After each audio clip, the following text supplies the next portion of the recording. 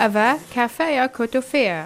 کافه که لباجار چلیابنگس لروسیا کوپشیکن بیمال بخودان دکه. خلق دکاره در باسی و کافه ببین و بو کمتر جه $3 دکارن دگل پشیکان یاری بکن. تمارا یک جمیوان کافه که او بخون نکاره پشیکا بخودان بکن لماله لوما او تی دم خول کافه در باز دکه. از گلک حش پشیکا دکم جدامی از بچوک تا نها لیج برکو من قنفین چرم هنه و از ترسم خرابن.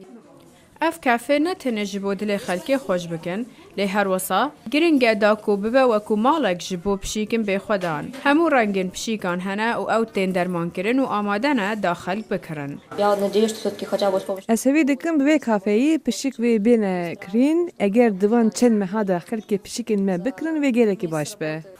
دستهلاتدارن خوجهی تخمین دکن کو زیدی 5,000 پشیکن به مال هنه لباجار چلیابنس یا کو زیدی میلیون رو نجوانن وی هنه. چه سیستم که حکومی نینه لروسیا کو پارستنا آجالان بکه. سروک روسیا ولادیمیر پوتین لجوینا پیشکتن استراتیجی یا مها 11 پیشنیار کرد کو دوی قانون هبن جبو پارستنا آجالان. نها هر کسی که پشیکه که به مال دبینه یکسر تینه جبو وی کافه. راویندوسکی دنگ امریکا